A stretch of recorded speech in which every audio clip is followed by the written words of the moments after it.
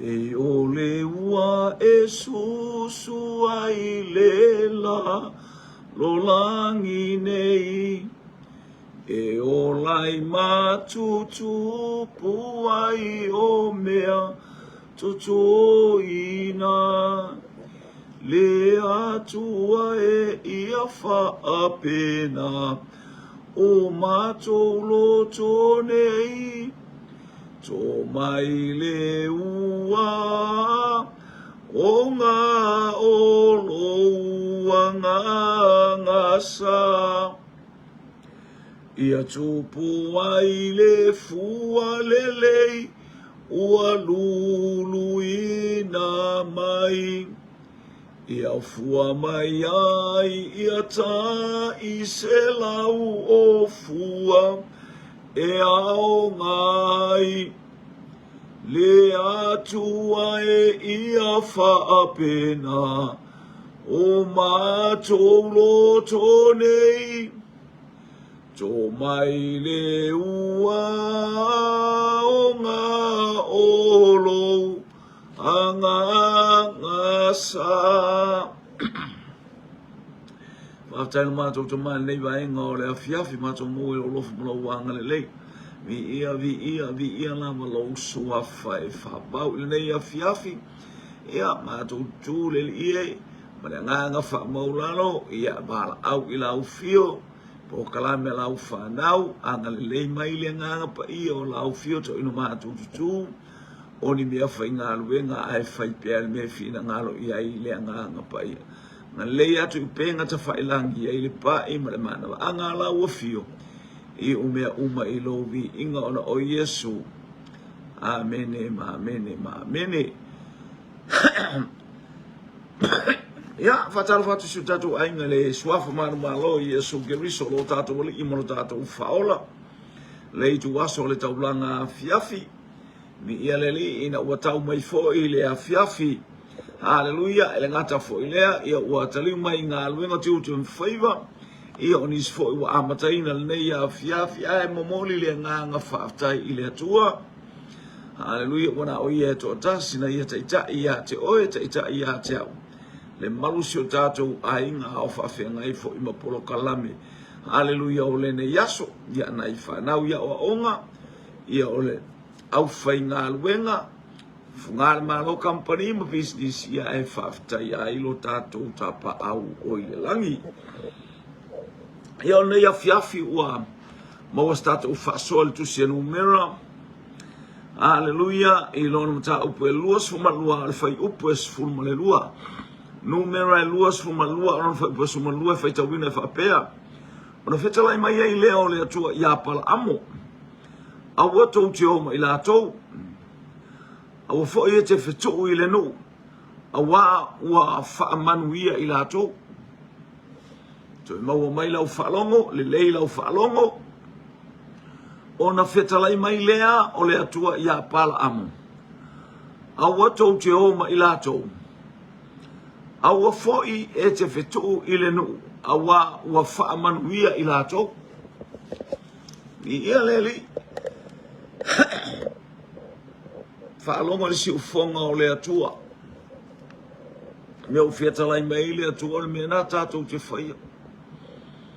Ai le whaia i se mana ongo se kālesia, pe se mana ongo se lotu, po se mana ongo taitai. Ai te whaalongo i le mea lai whetalai mai i le nganga pa ia o le atua. Ni ia le li. O le tala maasani, ia e lauliliu e whai launga. E launga ina ala nei te ngata o pala amul te leo taimi, farsa, mole farsa, o te leo ele misi a sa. Hallelujah. O le profeta mai le nu o Mesopotamia. Mai e ia le nu o le atua. E o mai le nu o le atua mai ai kupito. Ala le wale vana saufa i mali tangata e matua mataua i le atu. Le tatou te ilo matatou tilo i ai. Na ia tangata e mata tau i le atua la e soi fua maora. E saule o le nuu leo mai ai kupito pauale o le nuu le into tiu sai i le tala winga i le atua. A la tu mai, la le tu mai mai oi Mesopotamia. I lunga le, o le vai tafele e ufirate a matatu, i nuna tau i oi uro i kaltaia. Ono umana sa tau o Mesopotamia, ia i Papelonia manapi tonu uma. O ia ai sa whaingoina ele ingole o Mesopotamia. Te ele tangata e whikolosia ia i winga le tala. Ia i e so keriso te le ina whiotia. Ia o taimi o le whato a au mai o le tala lele. Le tātou te vai le nuu le na whanau mai ia. E whaiasi na mauwha i le whiau lea. Whai foisina tōtuane i le roloto lau sila malau wawai. Pe ata mawhauwhau i le tala o le tangata mai Mesopotamia. Aleluia. Awa whaisina tele o watu ma le whase la umona tupu tausanga. Ono nofo le nuu i ai kupito. Aile aila o le fo iei tangata o le pepe solo i le ai walato sila fia le atua. Walato ana i le atua. Walato talitonu i le atua. Wa whao ngā ina fo i le atua e pe o ta malo lea o pala amu.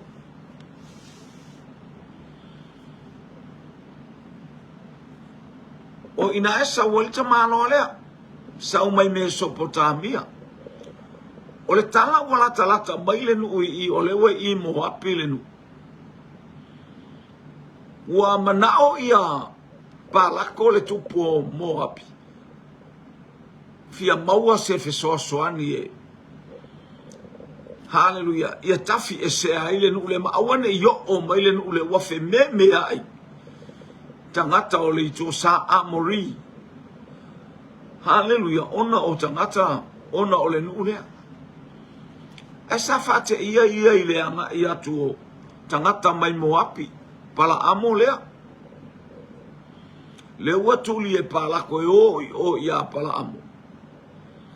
Le perfeta esa ue fetulo ngota maro le so se mea. Aleluia. Watele ina ia whaonga ina le suafa o le atua. E tala noa ai. E le vale ase me whaia ta maro. Le la watuli saoa ia ile. Ia tangata e to olua. E sau se fetu ule nu. O le feau. Aua e te fetu ua ma aua e te faitala leanga e le tangata ua whaamanuia i ai le atua. La ngona le leo le atua. La ngona le si ufufonga o le atua. Aua e te fetu uina le nuu ua whaamanuia i ai le atua. Praise God.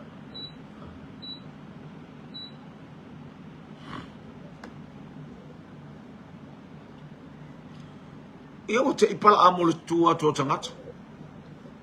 Ma lor so i fuapala amo e wha malulu atu.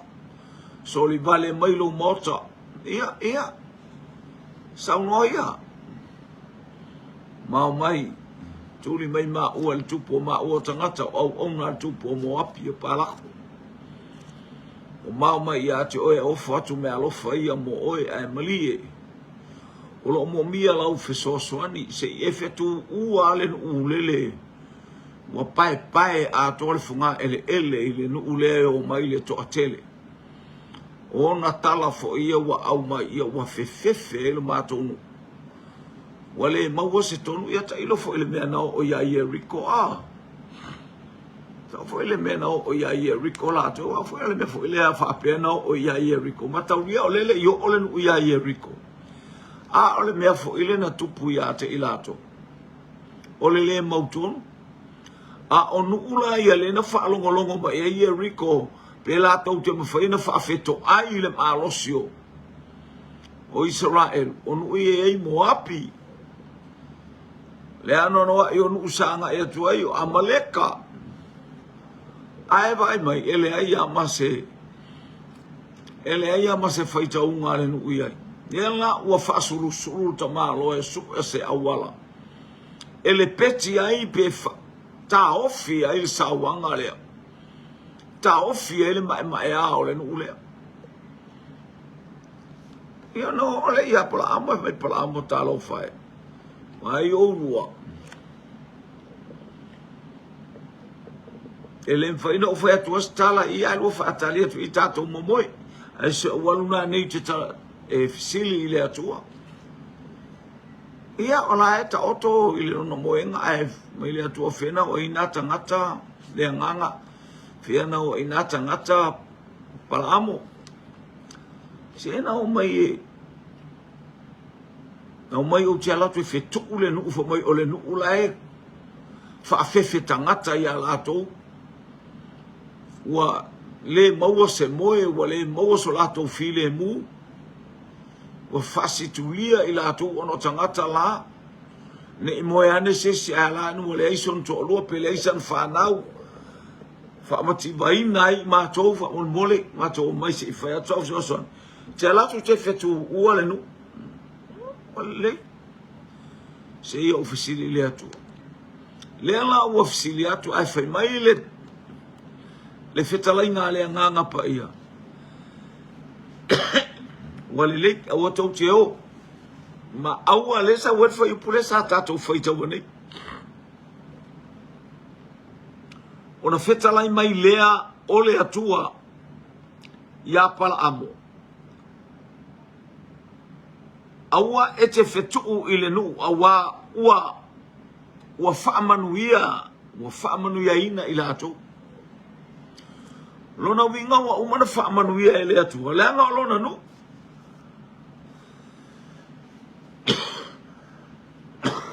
ole whanau alona atali o Iakopo Isaako ma apero amo le atu o Isaako le atu o Iakopo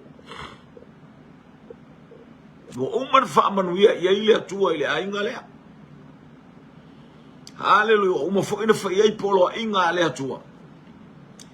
Hallelujah. E maua e lana whanau so o se tafa o le lalo langi ma so o se mea iai. E ifo fo i tangata e to o tele i ate i lato.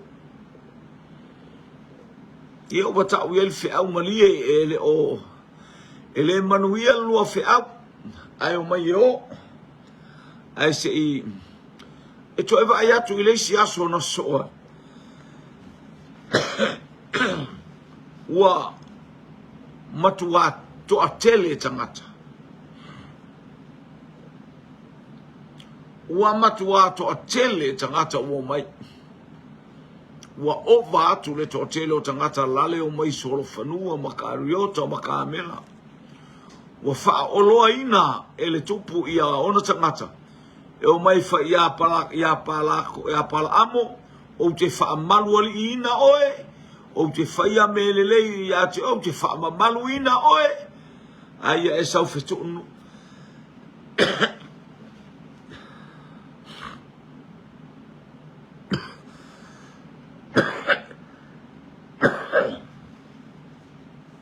ele oiloa ele e tangata ia le tūlanga ma le mele tupu ia pala amo i nisi whaamatalanga o le woa le atua le tangata langa o le sa ili le atua o le mea ua tupu ua whai atu ia se i o fesili i le atua po le ale tala ai tatou whaatali i Fatali leo tangata ai sautala ia ale atua ia pala amo taula ba ole tala o te fai atu e fai ai sauni ia la wailo ele leia ele atua ua fia fai oa ua fia tamao a inga ua fia mamalu ua fia malu ali le tangata o pala amo ai alu ia taula ba ole me o te fai atu e fai ua tupu le to sao le atua o le tala le altus pa ia. Ua tupu le to sao le atua ia pala amo. A o ile ala. Ia o le tala masani ia. Awina mai le atua lana angelu e ta au filfa inga malanga. Awina mai le atua lana au angelu e a. Lana angelu, hallelujah. E whaailoa ia pala amo. Hallelujah. Wale o sa o ana ala ele o sa o le mela e mafau i elo na loto. E na o tupea, e na o le fia mamalu, e na o le fia sili. E mea le tupu ia pala. Lele wanga i maile, le whainga malanga. Wa te ile asini le vai atu. O le angelu la e tū mai ma le peru. Ona whaatafa leo le asini lunga o bao. O loto e wa mangeso le ofu o to ina o pala amo ai wa mangeso le tango atu sasa le asini. Sasa le asini, sau le asini. E to e savali mai le asini e wa lata mai wa ambata na maiti le awala. Awa te i le asini le vai atu le angelu wa lata mai amale. To e alo le asini. O le whaatolu ona whai o mea le asini. Po le whaatolu ona whai o ngā luanga la bea i le asini. Na whaapupula i ele atua mata o pala amu. Ngai matua ata titele at matua i loa le i le asini le angelu. O le a fasioti lo na matai. O le atos tangata au auna a tautua mata vela.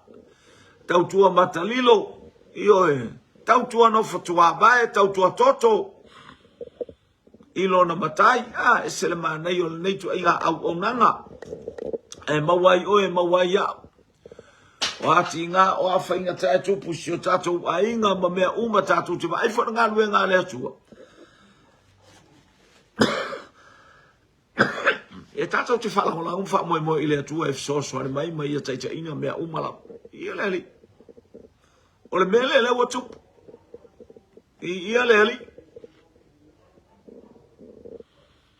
Ua te i pala amo le atu. Ai to e au si avanola i titi.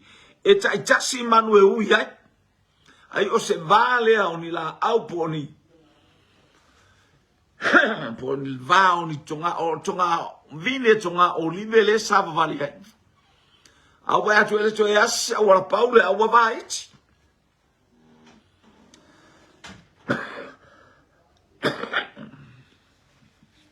O leanga ia tuai le asini. Ia leli. Wa nofo ilalo le asini. Te miana nofo ilalo tango pala amo.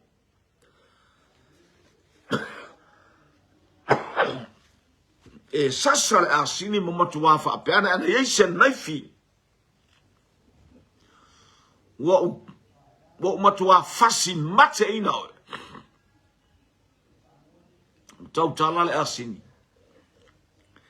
Ea, o se fe au fo imo oe moa uma i tātou. Tangata whasa wā i o lato blangona mo lato manatu. E te leo te e ai, i se asini, a ora tangata nai ngā lue i a te oe. Ora tangata nai au auna i a te oe. Hallelujah, o le asau wa ailana au aunanga, oka. Ai te whaalongo lo i se tala, pe te whaalongo i se mea, o i se mea, wa tai ai oe, ia pe ua pupu, ua amo ele tangata le lau, lo wita, ua amo ele tangata lo wita. I ale li. Wa ele mauto vae, wa ele, awa e aftoi titi a. Ana yese naifi, ana yese belua e. O le mana ongo matua i ta ato fo i male mai wa fo amaina e fa amaina tato yo tato wolanga fa mawalunga e fa amaina i tato yo tato wolanga. Hallelujah, praise God. Tato so ona o malo tato manato fa sa usili wa sili lava i tato wa tato va ayatu fo leiso tato mafo fau istangata. Ia ua whaatu wale i loa el tangata la tohu. Mele ua tupu. Hello? O le mea le ua tupu tā lofa. Tā lofa ile. Praise God. Ile au onanga ia sen mana ia fo le wapa ia tu. O le ato le tangata. A lai sa wā i le isi tangata. O le ato le pule ma le au auna. O le ato le matai malona au ainga ia ua fai apo antalan whaalonga le matai, au mai e lana whanau lea ua sok na whai e le ainga. Po ani tala na avatu le au whai ngā luenga le pule le ua, so na whai a ia le stangata, whapena. La e nofo ar tangata ma le sasa I lunga I ate oe. Le fo I te sau le fale, le fo wai angai ma le fale, po le asa me ala I le me te itai ma le to a fi maria I le stangata. E whai ma mai ate oe. Io e fatu pu mai langa lo le fina ngalo leo le atua tātou te tau aveina ni mea whaapea. E whai ma awala tātou te. Hallelujah. Tātou te to banga I istangata. Whaali e lo le fiafia e whaali ai. Hallelujah. Lo wita tele I sau au auna po so watali I po ai lava stasio le ai. Ia mana ia tātou whaalongalonga e leu pua le atua, tātou baba iai ina ia whesoasoani mai le ali ima ia aoa o mai le fionga le atua. O sasa, aia, ua whai le nei tangata ma whaamanu ianga. O lele watu mai le angelu. Lele watu mai le angelu e whasioti. A ole a sini le ana ia whaolaina. Ale wati pile o funa latu leo. Weba aile la ngona o le tangata o le atua. Weba aile la ngona o le asini na pal ua ila. O le ata o le asini o le ata o le tangata. O le ata o oe, o le ata o a, o le tangata polonga, o le tangata au au, o le tangata tautua. Tautua no fotua vai. O afa ingata o a me la uma iate o afa ingata e tau aima iate aya. Tautua e tautua e tautua pea. Amini. Amini. Yele wa palasi fo ilalo le asini le wa tautala mai le asini. Se mea matautia le a. Polo kalame pe atato ufalongongo wa tautala mai tangata. Ile le asini ile leo le tangata. Ya esa o le ator tangata. Hello. Esa o le ator tangata. Wa tauna ola tangata lea. Wat tau na whaamanuia ia. Nā whingalo tātou o tātou asini ma tātou polonga. Ma tātou au aunga. E leise me la sau e fo I luma me fai e whale mata. A iei matai e leise me sau e fo I luma me iei toi ina. Hallelujah. Ale va ai atu esele. Whaamanuia I o loto tangata ele au onanga. Whainga o whi au o amea o ma esele matala. I ia le ali. Awa e te whaamala ia ina le tangata leanga o le atua o ia na tofia manuia. Le tiofa iwa mai Yesu o le tala atu spa ia Abrahamo ia whaamanuia se tasi e whaamanuia ia te oe. Ia whetu uina se whetu ia te oe. Ale utato o mai whenga inga fau. Ia whaamanuia atu I se whetu umai ia te outou. O le upuna Yesu. Ia whaamanuia atu I se whetu uma I atu. Wo oi le tu waso e whasa o loto ai le polonga. E ngau sia ai le amo le polonga. Hallelujah. I ia le ali. Wo oi le aso e whaamanuia. Lele wo tau tala mai. Amini. Ele o lau asini ele teti eti e aso umu. Hawa te ile ba ya tulu mo le angelu la tu mai leiti o awai loe le ngwa oiso wola tanga. Oka so wola tanga tabita ya saulo. Ina ua tipi e tabita le lima le ta aisa le lima o saulo. O na anu le matavita ua le maua se to a fima lia o tabita. Le anga o le tangata o le atua, o le tangata o whaamanuianga, o le tangata tautua mata pala pala, o le tautua toto, o le tautua mata vela, tautua no fotua vai. A leo wana tipi esele ta aisa ile lima, o lona manatu lea, o iwa o whaaleanga ina le na whaawina e le atua. Te lelo, iuna sau le, lama lama e fasioti. Aya, ole manatu leo tavita oi. Kua ile manuia le mea wa aufaya. Ba ile manatu wartana. Lele wa palasi ilalo le asini. Haleluya yuna sasa masasa ale wa ba ailo na matai. Toi popola na asini a. Ola se vai ngala matai na faya ile a. Ele o ta ua mai au te ilo wa fusi. Ele matai le ua o lana asini. Aisea wa faola elana au auna. Haleluya. Ni ia le ali ilei a fiafi. Awa e te whaamala ia se mea, awa e te whetu ua se mea, ua whaamanuia ia i le atu. Ma whaangana tele o tangata manuia kele kangaka e wheku, ua le kangaka, whaikala i le kakapani, e tupu alo na o langa. E tupu alo langa leo langa na o tangata. Haleluya, au na tautua nofo tua vai. Haleluya, ua masani e pei ola Isaiah. Praise God, e pei ole mamoe ta ine sele ono.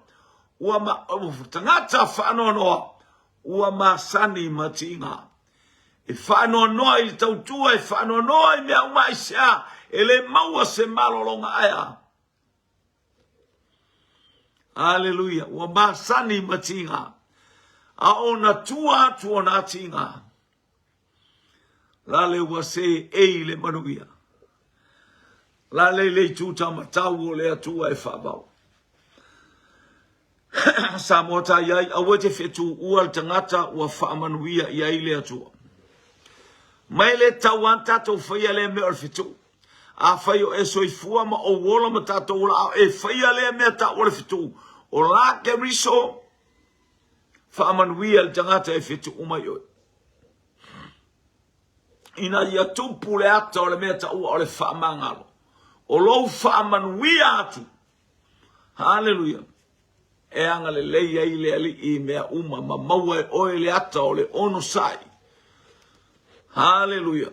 Na fua mai leo le winga o le tofta fonga i ti ngā ma whainga tā. Mai a kopo o le mea le fia i pe a maua i tātou i tofta fonga SS. Wa le tofta foina o lo tātou whatotua e tupu mai ai le ono sai. Ia le ali. Ia le atua. Lele wanga i atu le. Sa vali atu le asta la pala amo. Telefo i tātou ti ngā tātou i loina o se mea le tau. Tau i ate i te whaapale oe le atua. Wa whaamanuia mai le atua i ate oe. Ae le alo mana o i tau i masui. Ae le alo mana o i a tau i atu. Tala ma mea na whai mai al tangata. E te le malo. E te le manu malo. E le o iai se malo le atua i ate oe. Aia. A o ta vita malana au tau. Walato to lia le nu o se keleka. Walato to e fao mai mea na ave ese. Aleluia o ave o lata i to lua malato whanau ma mea uma. Vete o tau o to e foi mai. E iai tangata le au tau e i pe ama se lua se lau. O leo to e foi mai manuia. Wa pule me o le taua ma vete o le taua fa mai ta vita. E o ai tangata e le tau e le yo ave iai semea. Ia tutusa tatou mea matangata na o ele mana o mia ele au tau ele yo ele fa pe nao na fai o mea al fana ole ele o se manu malo ta vita ele o se manu malo o tou a o le manu malo le atua to tele tangata wutu lai mai o lato o langa te e mo lato o langa haleluia fai upu i lunga o penga ta whailangi. Manu malo au mai ele atua ia te tatou i lea mea po lau ngā luenga po whela pas mea si tia lau tūlanga. Ele o se si tianga a se ainga po si tianga i se poto po si tianga i se ata mai. Haleluia au mewa ta pena ele atua langa o tangata o le manuia. O e tangata e whamanuia atu ai le isi tupulanga. Haleluia i lau soifua au auna malo uolanga au auna. I ia le atua au wata te vava ai ma le tau masu. Hallelujah. Le asini le ana no lale o toe amana o Yesu. Hallelujah. O Yesu I pete whake mpetania. Whai mai o mai o. Ile a ai o lumanai. Ile a ai o lumanai. Ata no le a ai o lumanai. Lale tatia ma Yerusalema. Ele ionga itua ele toe mga o Yesu e toe foi tato itua tato toe fa ai le pongisa tato toe va ai le tau masui tato toe va ai meleanga facing forward. Alu iluma move on awane I toe solo muli seisi alu iluma o ile a ai o lumanai tatala mai le asini. Oile asini lai no tia o au o oe o le uso le vai mai o tua fine le fa longo mai o oe o ita o asini o no tia. Hallelujah. Ua mana o mia e tatala le asini o no tia. Hallelujah. Tatala le o le winga lea. Ole loa ole asini. Au tilo ye Sakaria mababa ayatu. Manai loa atu le tupu. Sole taima tautia le tupu. Ole lalolangi. Hallelujah. Lale ti mai le asini ole ale mana onga Yesu. Fasa o loto le manu lea. Sale ti e istangata mau oa. Sale ti e istangata mau walunga. Sale ti ai se tupu. Sale ti ai sanga talo ia. Sale ti ai five au. Ale mana onga ia ti ai le tupu o le langi ma le lalo lang. Hallelujah. Se ti ai Yesu ile asini le. O le ata o le polonga. O mai le tu aso e tatala ile asini o no tia. Whaalongo ile leo le atua. Ma aua e te whetu ua. Le nuu ua whaamanuia iai so se mea ua whaamanuia iai le atua. Aua ne i o tātou whaia iai se tala. Whaamanuia mai le atua nei vaenga le afi afi. Le tā sāwalinga. Tā iai. La le ua latu le tupu i le asini.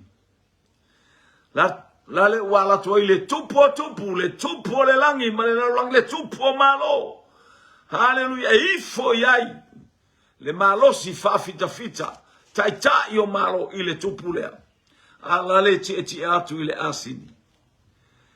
Che le tato va atu e fai va le tau fai yo ai taita yo malo ai alo tupu.